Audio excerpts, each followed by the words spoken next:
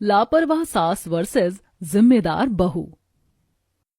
Drawing room में कमला देवी आराम से सोफे पर बैठी होती है। सेंटर टेबल पर रात की प्लेटें, खाली चाय के कप, अखबार बिखरे पड़े होते हैं। वो मोबाइल में रील्स देख रही होती है। घर में एकदम बिखरा होता है। तभी मोहन जी जल्दी जल्दी कमरे से बाहर आते हैं। अरे कमला, आज पहनने वाले कपड़े कहाँ रखे हैं? अरे वहीं होंगे, कमरे में देख लो, अभी मैं बहुत जरूरी काम कर रही हूँ।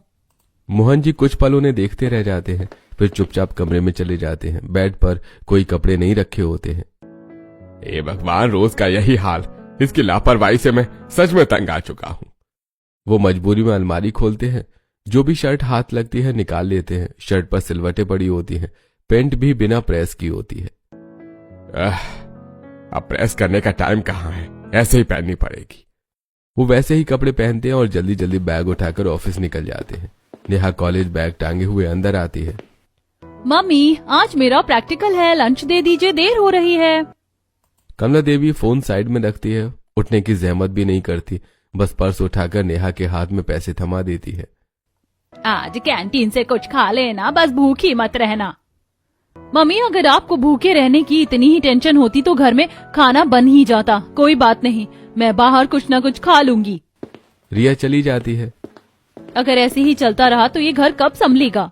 सबके जाते ही कमला देवी बस दुपट्टा संभालती हैं और सीधे घर के बाहर गार्डन में जाकर कुर्सी खींचकर बैठ जाती हैं। घर का दरवाजा आधा खुला रह जाता है।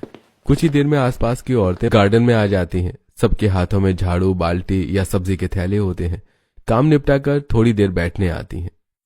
बहन जी, आपके घर में आज कुछ काम नहीं है क्या? हम तो सुबह सुबह झाड़ू पोछा करके आए हैं और आप सुबह से यहीं बैठी हो। अरे सब लोग तो ऑफिस और कॉलेज चले गए हैं, अब मेरा काम ही क्या है, बाकी काम तो काम वाली कर देगी। औरतें एक दूसरे के मुंह देखने लगती हैं। बहन जी, आजकल काम वाली पर इतना भरोसा मत किया करिए, बहुत शातिर हो गई हैं ये लोग। घर में से कुछ उठा ले गई तो अरे कुछ नहीं ले जाती और ले भी जाएगी तो क्या ही होगा, नया ले लेंगे। ये सुनकर औरतों की आंखें फैल जाती हैं। सबको जैसे यकीन ही नहीं होता कि कोई घर की मालकिन इतनी बेफिक्र हो सकती है। पता नहीं कैसी औरत है, कहने को तो घर की बड़ी है पर काम तो कुछ करती नहीं, सब भगवान भरोसे छोड़ रखा है। शाम को घर का दरवाजा खुलता है और राघव ऑफिस से थका हुआ अंदर आता है। सोफे पर बैठी कमला देवी टीवी देख रही होती है। मम्मी, कल मेरी एक बहुत जरूरी मीटिंग है। मैं घर से ही खाना लेकर जाऊंगा क्योंकि मुझे कैंटीन से खाने का बिल्कुल भी टाइम नहीं मिलेगा। ठीक है, सुबह बना दूंगी। राघव को थोड़ी तसल्ली होती है। वो कमरे में चला जाता है। अगली सुबह घड़ी में 8 बज रहे होते हैं। कमला देवी आराम से बैठी चाय पी रही होती है। राघव जल्दी जल्दी तैयार होकर बाहर आता है। मम्मी, लंच बना दो जल्दी से, मैं ऑफिस के लिए लेट हो रहा हूँ। अरे लंच बनाना तो मैं भूल ही गई, तू बाहर से ही कुछ खा लेना। राघव का चेहरा उतर जाता है। मम्मी, मैंने आपको कल ही बताया था कि मेरी बहुत इंपॉर्टेंट मीटिंग है, लेकिन आपको फिर भी समझ में नहीं आता। आपकी लापरवाही तो हद कर चुकी है। इसमें लापरवाही क्या है? मेरा मन नहीं है रोज रोज एक ही काम करने का। मम्मी, आपने हद कर रखी है। बेटा, कभी कभी बाहर का अच्छा खाना भी खा लिया करो। आप और आपके बहाने आप अपने पास ही रखो। वो बैग उठाता है, दरवाजा जोर से बंद करता है और गुस्से में घर से निकल जाता है। अगले दिन लिविंग रूम में सब लोग बैठे होते हैं और बुआ जी और फूफा जी आए होते हैं। कमला देवी वहीं बैठी बैठी बातें करने लगती हैं। बुआ जी और फूफा जी थोड़ी देर चुपचाप सुनते रहते हैं। बुआ जी फूफा जी की तरफ देखकर आंखों ही आंखों में इशारा करती हैं। देखो ना कमल, कितनी देर से बैठी है, कुछ खाने पीने को तो ला ही नहीं रही, बस बातें ही बनाई जा रही है। अरे रहने दो, कुछ कहने गए तो और बातें सुना देगी। पूरी रिश्तेदारी में तो वैसे ही इनकी लापरवाही की चर्चा है। इतनी भी क्या लापरवाही होती है। कमला देवी अब भी बेखबर खुद ही बोलती जा रही होती है। तभी अंदर से रिया आती है। उसके हाथ में ट्रे है, चाय, नमकीन और बिस्किट रखे होते हैं। वो पहले ट्रे मेज पर रखती है। बुआ जी, फूफा जी, चाय लीजिए। बुआ जी और फूफा जी राहत की सांस लेते हैं। रिया फिर धीरे से कमला देवी की तरफ झुकती है। मम्मी, 1 मिनट साइड में आना। कमला देवी उठती है और साइड में आती है। मम्मी, इतनी देर से मेहमान घर में बैठे हैं और आपने इन्हें चाय पानी तक नहीं पूछा। आप हर वक्त ऐसा क्यों करती हो? हर काम को टालती क्यों हो? अरे बेटा, इसमें क्या बात हो गई? ये लोग बात करने ही तो आए थे, मैं भी तो बात ही कर रही थी। मम्मी, सब लोग एक दूसरे के घर बात करने ही जाते हैं, लेकिन चाय पानी पूछना तो तहजीब होती है। आप ऐसे ही बैठी रहती हो, अब वो हमारे बारे में क्या सोचेंगे? जो सोचना सोचने दो, वैसे भी अब तूने ला ही दिया ना। रिया चुप हो जाती है। अगले दिन घर के बाहर गार्डन में मोहन जी कुर्सी पर बैठे होते हैं। हाथ में अखबार और पास ही छोटी सी मेज रखी होती है। वो अस्थमा के मरीज होते हैं, इसलिए उनका पंप हमेशा साथ रहता है। अचानक मोहन जी की सांस तेज होने लगती है। छाती पर हाथ रखते हैं और अस्थमा की तेज खांसी शुरू हो जाती है। कमला, मेरा पंप कल रात मैंने तुम्हें दिया था। खांसी बढ़ती जाती है, उनकी आंखों से आंसू निकलने लगते हैं। सांस लेना मुश्किल हो जाता है। अरे पंप मैंने कहीं रख दिया होगा। वे इधर उधर देखने लगती हैं, लेकिन उन्हें याद ही नहीं आता कि पंप कहाँ रखा होता है। तभी राघव और रिया दौड़ते हुए गार्डन में जाते हैं। पापा, पापा आप ठीक हैं आप? मम्मी जल्दी करो, पंप दो। कहाँ रखा था आपने? पता नहीं बेटा, मुझे याद ही नहीं आ रहा, मैं भूल गई। राघव का सब्र टूट जाता है। कैसी हो आप? आपको दिख नहीं रहा पापा की हालत कितनी खराब हो रही है? इतनी जरूरी चीज रखकर आप भूल कैसे सकती हो? राघव बिना वक्त गवाए घर के अंदर भागता है। वो इधर उधर नहीं देखता, सीधे ड्राइंग रूम में जाता है। सेंटर टेबल पर पंप रखा होता है। ये रहा, सामने ही रखा था। वो दौड़कर पंप लेकर आता है और मोहन जी को दे देता है। मोहन जी कांपते हाथों से पंप लगाते हैं। कुछ सेकंड्स बाद उनकी सांस धीरे धीरे सामान्य होने लगती है। मोहन जी कुर्सी पर टिक कर बैठ जाते हैं और गहरी सांस लेते हैं। फिर कमला देवी की तरफ गुस्से से देखते हैं। अरे अगर हर घर में तुम जैसी पत्नी हो ना, तो आदमी की जान ऐसे ही चली जाए। कमला देवी चुप सिर झुकाई खड़ी रहती हैं। ये तुम्हारी लापरवाहियां अब हद से ज्यादा बढ़ती जा रही हैं। आज अगर राघव समय पर ना होता तो पता नहीं क्या हो जाता। राघव और रिया एक दूसरे की तरफ देखते हैं। अगली सुबह मोहन जी नाश्ता करके जाने की तैयारी कर रहे होते हैं। वो अपनी जेब से 20,000 रुपए निकालते हैं और कमला देवी की तरफ बढ़ाते हैं। कमला, ये पैसे रख लो। आज बिजली का बिल जमा कर देना और घर का पूरा राशन भी ले आना। ठीक है, मैं ले आऊंगी। वो सारे पैसे पर्स में डाल लेती है और बाजार निकल जाती है। राशन की दुकान पर काफी भीड़ होती है। कमला देवी आराम से खड़ी होकर दाल चावल आटा गिनवा रही होती है। बातों बातों में वो अपना पर्स काउंटर पर ही रख देती है और दूसरी तरफ सामान देखने लगती है। मैडम, आपका पर्स यही रखा है, उठा लीजिए। यहाँ बहुत कस्टमर हैं, कहीं कोई प्रॉब्लम ना हो जाए। कमला देवी चौंक कर पर्स की तरफ देखती है। अरे हाँ, मैं तो भूल ही गई थी। वो पर्स उठा लेती है, लेकिन कुछ ही देर बाद फिर से सामान चुनते हुए पर्स कहीं दूसरी जगह रख देती है। सारा राशन काउंटर पर आ जाता है। मैडम, पेमेंट ऑनलाइन करेंगे या फिर कैश में? कैश। वो पर्स उठाने के लिए हाथ बढ़ाती है, लेकिन पर्स वहां होता ही नहीं है। कमला देवी घबरा जाती हैं। अरे मेरा पर्स कहाँ गया? मैं तो यहीं लाई थी। वो इधर उधर देखने लगती हैं। काउंटर, बोरियों के पास, सामान की ट्रॉली, लेकिन पर्स कहीं नहीं होता है। दुकान के एम्प्लॉयज भी ढूंढने लगते हैं। वहीं एम्प्लॉय फिर से बोलता है। मैडम, मैंने आपसे पहले ही कहा था कि पर्स संभाल कर रखिए, लेकिन आपने सुना ही नहीं। कमला देवी का चेहरा उतर जाता है। उनके हाथ कांपने लगते हैं। घबराकर वो तुरंत मोहन जी को फोन करती हैं। सुनिए, जो पैसे आपने दिए थे ना, वो खो गए। मोहन जी दूसरी तरफ सन्न रह जाते हैं। क्या मतलब, खो गए? मैं दुकान पर खड़ी हूँ, पर्स कहीं गिर गया है, पता नहीं क्या हो गया। आप प्लीज अभी ऑनलाइन पैसे भेज दो, नहीं तो यहाँ से मैं जा भी नहीं सकती हूँ। दुकान के लोग उन्हें देख रहे होते हैं। मोहन जी ऑनलाइन पैसे कर देते हैं। शाम को मोहन जी ऑफिस से घर लौटते हैं। उनका चेहरा बहुत ज्यादा सख्त होता है। कमला देवी सोफे पर बैठी टीवी देख रही होती हैं, जैसे कुछ हुआ ही ना हो। मोहन जी बिना बैठे ही बोल पड़ते हैं। कमला, ये क्या हरकत थी आज? 20,000 रुपए ऐसे गायब हो गए जैसे सड़क से उठाकर फेंक दिए हो। मैंने जानबूझकर थोड़ी खोए, मैं तो पर रखाई थी। अब इसमें मेरी क्या गलती? अरे सारी औरतें अपना पर्स अपने पास रखती हैं। तुम उसे कहाँ कहाँ लेकर घूम रही थी? कभी काउंटर पर, कभी इधर कभी उधर। अरे गलती हो गई तो क्या आसमान टूट पड़ा? आपने पैसे भेज ही तो दिए। कमला, तुमसे अब हद हो चुकी है। तुम्हारी लापरवाही से मैं पूरी तरह से तंग आ चुका हूँ। आज पर्स चला गया, कल पता नहीं क्या चला जाएगा। तुम तो हमें लुटवा दोगी। अब बिल्कुल सही समय आ गया है कि इस घर में बहू लाई जाए, वरना तुम इस घर को तबाह करके रख दोगी। कमला देवी चुप हो जाती है। पहली बार उनके पास कोई जवाब नहीं होता। रात को मोहन जी बालकनी में कुर्सी डालकर बैठे होते हैं। थोड़ी देर बाद राघव उनके पास आता है। पापा, आप शादी की बात कर रहे थे ना, तो मैं आपसे कुछ बात करना चाहता हूं। हाँ बेटा बोल। मुझे पता है अभी तेरी उम्र ज्यादा नहीं है, लेकिन क्या करूं, तेरी माँ ने मुझे बहुत परेशान कर रखा है। इतनी लापरवाही सही नहीं है बेटा। एक दिन ऐसा आएगा कि ये पूरे घर को लुटवा देगी। हाँ पापा, आप सही कह रहे हो। मम्मी की लापरवाही से तो मैं भी बहुत तंग आ गया हूं। लेकिन मैं आपको बताने आया था कि मुझे एक लड़की पसंद है। अगर आप उससे मेरी शादी करवा दो तो मुझे बहुत खुशी होगी। अरे बेटा, लड़की चाहे तेरी पसंद की हो या हमारी पसंद की, लेकिन इस घर को इस समय एक जिम्मेदार बहू की बहुत जरूरत है। ठीक है पापा, कल हम उसके घर चल सकते हैं। मोहन जी सिर हिला देते हैं। अगले दिन सब मिलकर नेहा को देखने जाते हैं। नेहा सादगी समझदारी से सबका दिल जीत लेती है। घर लौटते समय मोहन जी राघव से कहते हैं, बेटा लड़की बहुत अच्छी है। कुछ ही दिनों में शादी तय हो जाती है और फिर शादी भी हो जाती है। नेहा लाल जोड़े में सजी दरवाजे पर खड़ी होती है। अंदर कमला देवी बिना ध्यान दिए बस आरती की थाली लेकर खड़ी होती है। दरवाजे के पास कलश नहीं रखा गया था। कमला देवी खुशी खुशी आरती करने लगती है। तभी रिया की नजर नीचे जाती है। मम्मी, आपने कलश तो रखा ही नहीं, भाभी घर में प्रवेश कैसे करेंगी? अरे वो तो मैं भूल ही गई, रुको मैं अभी भर के लाती हूँ। ये सुनते ही मोहन जी, राघव और रिया तीनों एक साथ सिर पर हाथ मार लेते हैं।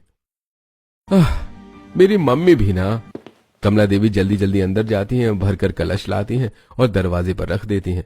नेहा मुस्कुराते हुए कलश को हल्के से पैर से छूकर घर के अंदर प्रवेश करती है। नेहा सबसे पहले कमला देवी और मोहन जी के पैर छूती है। बेटा अब ये घर तुम्हारी जिम्मेदारी है, इसे प्यार और समझदारी से संभालना। जी पापा जी, मैं पूरी कोशिश करूंगी। कमला देवी कुछ नहीं कहती, बस चुपचाप देखती रहती है। अगली सुबह घर के सभी लोग सो ही रहे होते हैं। नेहा सबके उठने से पहले ही नहाकर रसोई में लग जाती है। थोड़ी देर में डाइनिंग टेबल पूरी तरह नाश्ते से सजी होती है। गर्मा गर्म पराठे, सब्जी, दही, चाय, सब लोग एक एक करके बाहर आते हैं। अरे आज तो पहली बार घर में सुबह सुबह नाश्ता तैयार है। वाह भाभी, अब कॉलेज के 3-4 लेक्चर आराम से निकल जाएंगे, भूख में तड़पते नहीं रहना पड़ेगा। और देखो पापा, मेरा लंच भी पैक है। कम से कम मेरा पेट तो खराब नहीं रहेगा। हाँ, इसके आने से ही तो घर चल रहा है, इससे पहले तो यहाँ काम ही नहीं होता था। नेहा मुस्कुराकर सबको देखती है। अगली सुबह मोहन जी ऑफिस जाने के लिए तैयार होते हैं। कमला देवी को बुलाते हैं और हाथ में पैसे थमा देते हैं। कमला, इसमें राशन का पैसा है, दूध वाले का बिल भी जमा कर देना और बिजली का बिल भी आज ही भर देना। हाँ हाँ ठीक है। मोहन जी ऑफिस के लिए निकल जाते हैं। कमला देवी उन पैसों को डाइनिंग टेबल पर रख देती है। इन्हें तो मैं बाद में ले लूंगी। उसी वक्त नेहा वहां आ जाती है। टेबल पर पड़े पैसों पर उसकी नजर जाती है।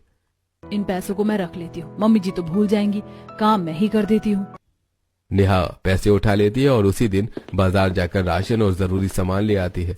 अगली सुबह सब लोग चाय के लिए डाइनिंग टेबल पर बैठे होते हैं, लेकिन दूध नहीं आया होता है। कमला, मैंने तुम्हें कल दूध वाले का बिल जमा करने के पैसे दिए थे, तुमने जमा नहीं किया क्या? नहीं, मैं तो वो बिल टेबल पर रखकर भूल गई थी और पैसे भी वहीं रखे थे। मुझे लगता है दूध वाला इसीलिए नहीं आया। ये सुनते ही सब लोग एक साथ माथे पर हाथ रख लेते हैं। कमला, मैं तुम्हें टाइम पर पैसे दे देता हूँ, लेकिन तुम कोई काम ढंग से कर नहीं सकती हो क्या? कमला देवी चुप रह जाती है। नेहा बिना किसी बहस के फोन उठाती है। दूध वाले भैया, आप आज आ जाइए। थोड़ी ही देर में दूध वाला आ जाता है। भैया, आज से आप बिना बताए छुट्टी नहीं करेंगे। ठीक है बहू जी, बस आप मेरे पैसे टाइम पर जमा कर दिया करो। कमला जी तो बहुत लेट कर देती हैं। ठीक है, आज से आपका भी काम मैं ही संभालूंगी। मोहन जी ऑफिस के लिए जाने से पहले नेहा को पास बुलाते हैं। बेटा, मुझे पता है अब सारे घर की जिम्मेदारी तेरे ऊपर आ गई है, बस तू अपनी सास का साथ देना। वो थोड़ी लापरवाह है। आज से सारे खर्चों के पैसे मैं तुझे ही दिया करूंगा। तू सारे बिल टाइम से जमा कर देना। पापा जी, ये काम आप मुझ पर छोड़ दीजिए, आपको टेंशन लेने की कोई जरूरत नहीं है। अब ऐसा लग रहा है कि इस घर में कोई जिम्मेदार इंसान आ गया है। नेहा पूरे घर की कमान अपने हाथ में ले लेती है। घर का बजट, सब कुछ एक छोटी डायरी में वो रोज नोट करती है। वो हर महीने खर्चों की लिस्ट बनाती है। जरूरत से ज्यादा खर्चा पर खुद ही रोक लगाती है। लेकिन इसी बीच मोहन जी के बिजनेस में एक बहुत बड़ा लॉस हो जाता है। एक शाम को मोहन जी भारी मन से सोफे पर बैठे होते हैं। फाइलों का ढेर सामने फैला होता है। कमला, आजकल घर के खर्चों का क्या हाल है? तुम्हें पता है मुझे बिजनेस में बहुत बड़ा नुकसान हो गया है। नुकसान? कौन सा नुकसान? मुझे तो कुछ भी नहीं पता। मैंने तुम्हें पिछले हफ्ते कहा था कि खर्चों का हिसाब देखो, बजट संभालो, लेकिन तुमसे तो कुछ पूछा ही नहीं गया। मैंने तो कोई हिसाब ही नहीं रखा, मुझे तो याद ही नहीं कौन सा बिल कब भरा था। मोहन जी गहरी सांस लेते हैं। उन्हें एहसास होता है कि कमला से उम्मीद करना बेकार है। इतनी देर में नेहा चाय की ट्रे लेकर आती है। वो बातचीत सुन लेती है।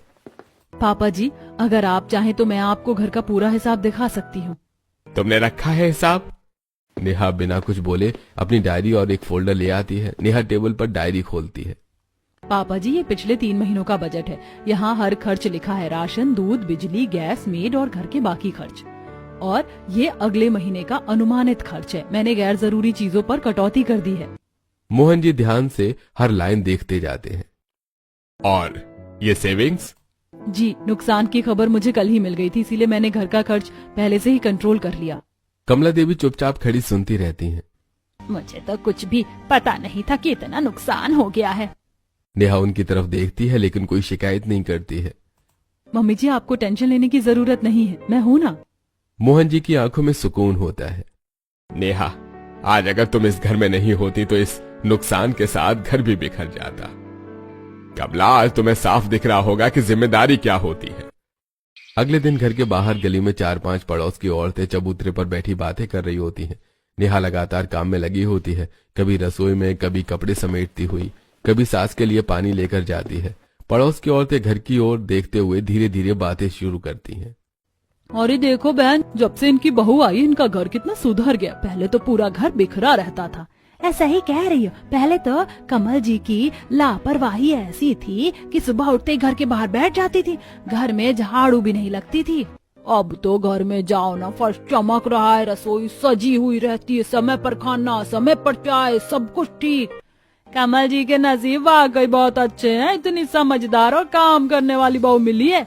वरना कोई ना समझ बहू होती ना तो ऐसे घर में कलेश ही कलेश होता। और देखो, अपनी सास का भी कितना ध्यान रखती है। दिन में समय से खाना, दवा, पानी सब खुद देती है। हाँ बहन, यही तो होते हैं अच्छा नसीब। ऐसी बहू मिले तो घर अपने आप स्वर्ग बन जाता है। अगले दिन नेहा अकेले ही पूरे घर के काम में लगी होती है। कभी रसोई में सब्जी काटती है, कभी कपड़े तय करती है, कभी पूजा घर सही करती है।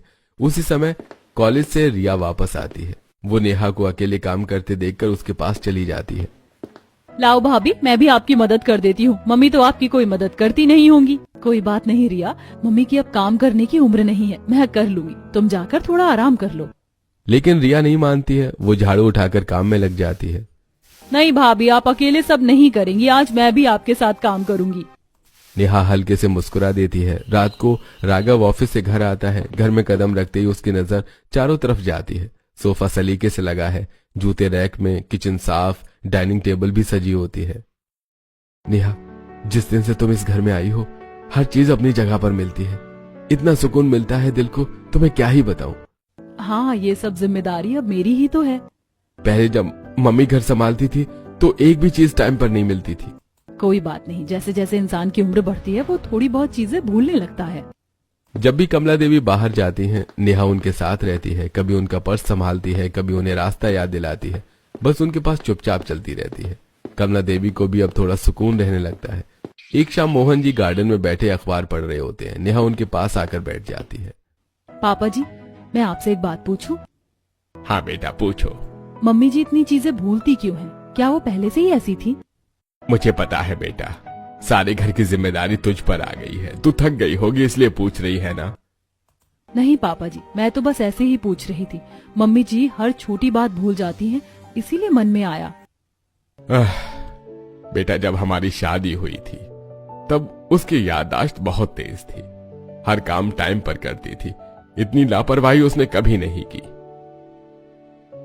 लेकिन पिछले 3-4 साल से पता नहीं उसे क्या हो गया है। नेहा चुप हो जाती है। उसकी आंखों में गहरी सोच होती है। वो मन ही मन कमला देवी की हरकतों का पैटर्न जोड़ने लगती है। बार बार भूलना, जरूरी चीजें रखना और खो देना, समय का ध्यान न रहना। अगली सुबह नेहा कमला के पास जाती है। कमला अपने कमरे में बैठी होती है। मम्मी जी, मेरे पैरों में आजकल बहुत ज्यादा दर्द रहने लगा है। क्या आप मेरे साथ डॉक्टर क्यों चलेंगी? हाँ बेटा, चलूंगी ना, तू अकेली क्यों जाएगी? वो दोनों डॉक्टर के पास जाते हैं। डॉक्टर के क्लिनिक में कमला देवी वेटिंग रूम में बैठी होती है। अंदर नेहा डॉक्टर के सामने बैठी होती है। डॉक्टर पहले नेहा के पैरों का चेकअप करता है, फिर नेहा हिम्मत करके दूसरी बात शुरू करती है। डॉक्टर साहब, मैं आपसे एक और बात पूछना चाहती हूँ। डॉक्टर ध्यान से सुनते हैं। मेरी सासू माँ छोटी छोटी बातें बहुत ज्यादा भूल जाती हैं। घर में सब लोग इसे उनकी लापरवाही समझते हैं, लेकिन मुझे कुछ ठीक नहीं लग रहा। डॉक्टर का चेहरा गंभीर हो जाता है। देखिए, मैंने आपकी सासू माँ का थोड़ा ऑब्जर्वेशन किया है और जो लक्षण है उससे साफ है कि उन्हें अल्जाइमर की बीमारी है। अल्जाइमर? हाँ, इसी वजह से वो छोटी छोटी बातें भूल जाती है। आपको ये लापरवाही लगती होगी, लेकिन सच ये है कि उन्हें याद ही नहीं रहता। घर में सब लोग उन्हें बहुत डांटते हैं, किसी को भी उनकी बीमारी के बारे में पता नहीं है। मैं उनकी कुछ दवाइयां लिख रहा हूँ। डरने की बात नहीं है, ये बीमारी बढ़ती उम्र में अक्सर हो जाती है। बस आपको उनका थोड़ा ज्यादा ध्यान रखना होगा। जी डॉक्टर साहब, अब सब मैं संभाल लूंगी। अगली सुबह मोहन जी एक मोटा सा लिफाफा हाथ में लिए ड्राइंग रूम में बैठे होते हैं। वो कमला देवी को लिफाफा देते हैं। कमला, इसमें पूरे 1 लाख रुपए हैं, तुम इसे संभाल कर रख लो, कल मैं तुमसे ले लूंगा। कमला देवी लिफाफा ले लेती हैं और बिना सोचे कभी सोफे के पास रख देती हैं और भूल जाती हैं। कुछ देर बाद घर की काम वाली कमरे में आती है। उसकी नजर टेबल पर रखे लिफाफे पर पड़ती है। वो चारों तरफ देखती है और धीरे धीरे लिफाफा उठाने ही वाली होती है कि तभी नेहा वहां आ जाती है। रुको, तुम हमारे घर के पैसे चुरा रही हो? अभी भी जी मैंने चोरी नहीं की, बस देख रही थी अंदर क्या है, मुझे माफ कर दो। तुम मम्मी जी की बीमारी का फायदा उठाती हो। अब तक घर से जितने भी पैसे चुराए हैं अभी लाकर रखो। काम वाली डरते डरते अपनी पोटली निकालती है और 20,000 रुपए वहीं रख देती है। मालकिन जी, पैसे रखकर भूल जाती थी, इसीलिए मैं उठा लेती थी, अपने पास रख लेती थी। अब इस घर से तुरंत निकल जाओ और दोबारा यहाँ दिखाई मत देना। अगर किसी और घर में ऐसा किया तो तुम्हें जेल भिजवा दूंगी। काम वाली रोती चिल्लाती घर से भाग जाती है। अगले दिन मोहन जी कमला देवी से पैसों के बारे में पूछते हैं। कमला, वो 1 लाख रुपए कहाँ है? कमला देवी परेशान हो जाती हैं। मैं भूल गई, पता नहीं कहाँ रख दिए। तुम्हारी लापरवाही से मैं बहुत तंग आ चुका हूँ। अब घर में बहू भी आ गई है और तुम्हारे सामने मुझे शर्मिंदा होना पड़ता है। हर वक्त लोग पूछते हैं तुम्हें ऐसी क्या बीमारी है जो सब भूल जाती हो। कमला देवी फूट फूट कर रोने लगती हैं। उसी वक्त अंदर से नेहा आती है। पापा जी, मम्मी को क्यों डांट रहे हो? ये रहे वो पैसे जो आपने उन्हें दिए थे। मैंने तो कमला को दिए थे, उसने कहीं रखकर भूल गए होंगे और तुमने उठा लिए होंगे। हाँ पापा, मैंने उठाए थे, लेकिन आपको पता है मम्मी किस बीमारी से गुजर रही हैं? इसे कोई बीमारी नहीं है, सब नाटक है, सिर्फ लापरवाही है। पापा जी, मम्मी को अल्जाइमर की बीमारी है। इसी वजह से वो छोटी छोटी चीजें भूल जाती हैं और घर की काम वाली उनकी इसी बीमारी का फायदा उठा रही थी। क्या सच में मम्मी को बीमारी है? हमें तो पता ही नहीं था और हम आज तक इलाज कराने की बजाय उन्हें लापरवाह समझते रहे। मम्मी मुझे माफ कर देना, हमने कभी ये नहीं सोचा कि आपको कोई तकलीफ भी हो सकती है। कमला देवी आंखों में आंसू लिए सबको देखती है। मुझे तो खुद भी पता नहीं था कि मुझे ये बीमारी है। कमला, मुझसे बहुत बड़ी गलती हो गई है। मैंने कभी तुम्हें समझने की कोशिश ही नहीं की। कमला देवी बस चुपचाप सबको देखती रहती हैं। अगले दिन से नेहा पूरी तरह कमला का ख्याल रखने लगती है। दवाइयों का टाइम सेट, कामों की लिस्ट, हर बात प्यार से याद दिलाती है। धीरे धीरे कमला देवी की लापरवाही कम होने लगती है। उन्हें छोटी छोटी बातें याद रहने लगती हैं। मोहन जी नेहा की तरफ देखते हैं और आंखों में गर्व होता है। बेटा, मुझे यकीन नहीं हो रहा है कि तूने पूरे घर को इतनी जिम्मेदारी से संभाल लिया, साथ ही हमारी आंखें भी खोल दी। नेहा, अब तो मुझे धीरे धीरे सब याद रहने लगा है। मम्मी जी, अब आप अकेली नहीं हैं, हम सब आपके साथ हैं। अगले दिन डाइनिंग टेबल पर सब लोग बैठे होते हैं। नेहा सबको नाश्ता परोस रही होती है। तभी कमला देवी अचानक बोल पड़ती हैं। राघव बेटा, आज तुम्हारी क्लाइंट मीटिंग है ना, फाइल बैग में रख ली क्या? कल रात तुमने कहा था कि बहुत जरूरी है। राघव चौंक कर अपनी माँ की तरफ देखता है। अरे हाँ मम्मी, मैं तो भूल ही गया था, थैंक यू। रिया, आज तुम्हारा टेस्ट है, समय से निकल जाना बेटा। मम्मी, आज आपने सब याद रखा। अरे वाह कमला, अब तो तुम भी जिम्मेदार होती जा रही हो। कमला मुस्कुराती